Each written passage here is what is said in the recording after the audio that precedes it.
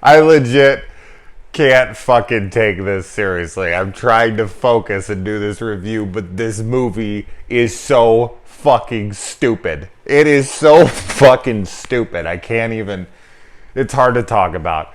Let's talk about Lover's Lane. We are on to another Valentine's Day slasher film. Oh my god, was this movie terrible.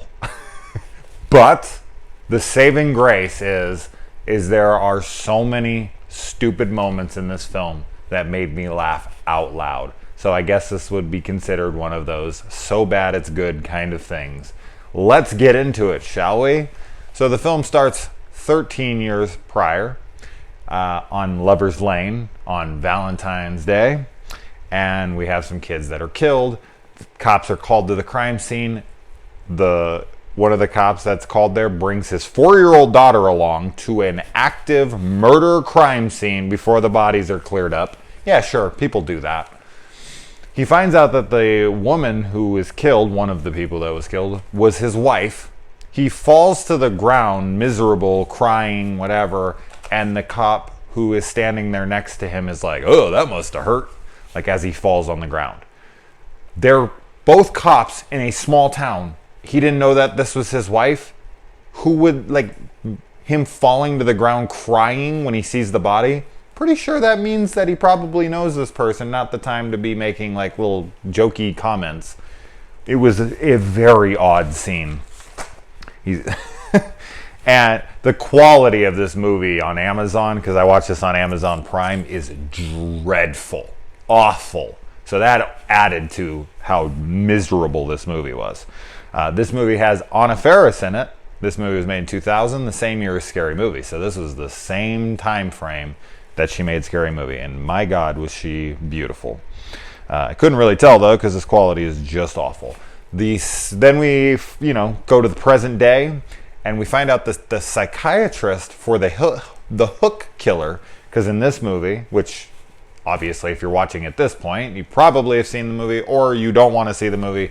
But if you haven't, and you're just watching this because you don't want to fucking waste an hour of half of your life like I just did, the killer is, a hook-handed killer, like on Lover's Lane. It's based off the, folklore, the folk tale,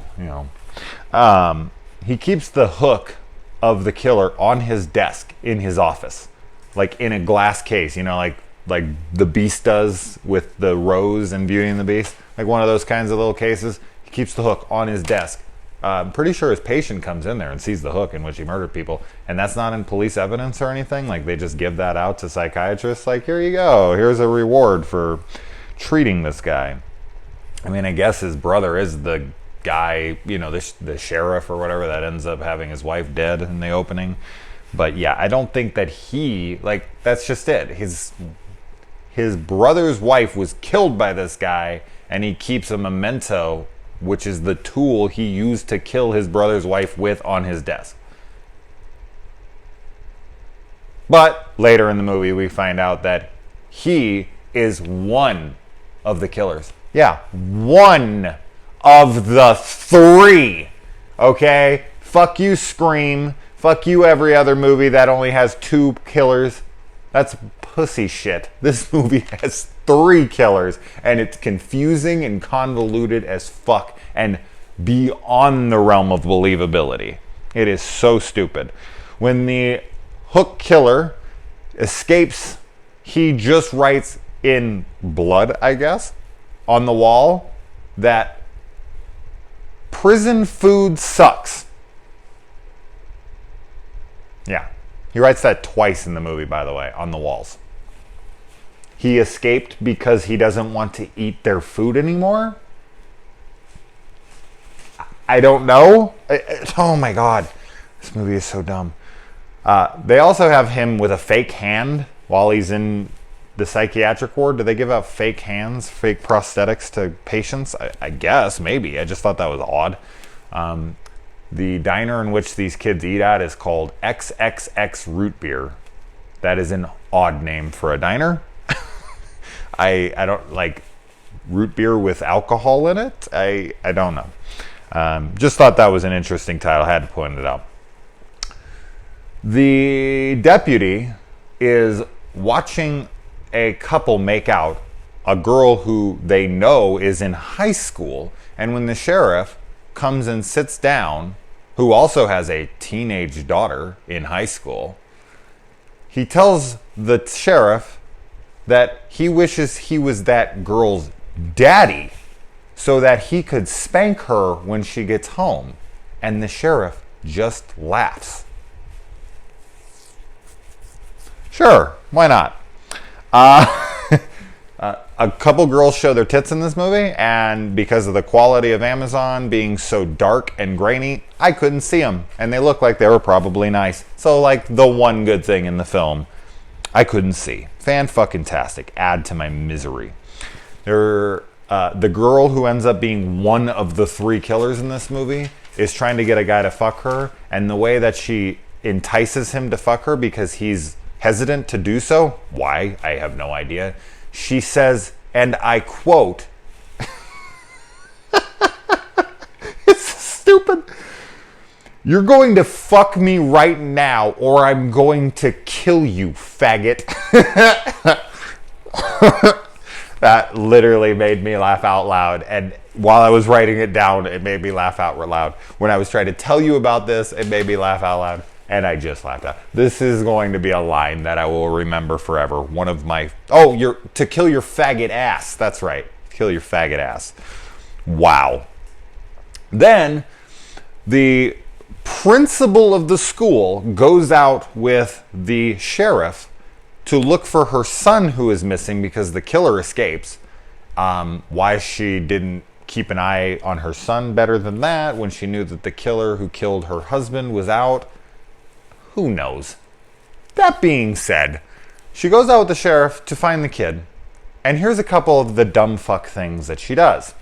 A, she runs into a drunk teenager who goes to her school, and when the teenager says that her daughter or that her son is probably out getting laid, she full on close fist punches the girl in the face in front of the sheriff who is standing right there, and all they do is turn around and leave the establishment together, and the girl who got punched laughs about it. Okay. Number 2, the sheriff goes in to investigate this house, and while he's inside, not only does a cat jump out at him, you know how much I fucking hate that, but then he goes and he finds a dog's head in the refrigerator, which he never really makes any mention of, except for he's like, ugh. And she sneaks up behind him. He has his gun drawn clearly. She sneaks up behind him and touches him on the shoulder. And when he turns around, she's holding a knife up in her hand. She's a principal of a high school. You think she'd be better educated than that? My good God. The kid, who is her son, has some of the corniest puns and like comebacks since, you know, hey Mikey, happy fucking Halloween, or trick or treat, motherfucker. Yeah, Busta Rhymes, Halloween Resurrection type lines. This is what this kid has. We have line drive, motherfucker, when he hits him with a bat. Anna Faris shows her tits to the guy because they're trying to put his leg back in place or something, like set his bone right. So she shows his tits, and the guy blacks out from it, and he's like, man, your body's a real knockout.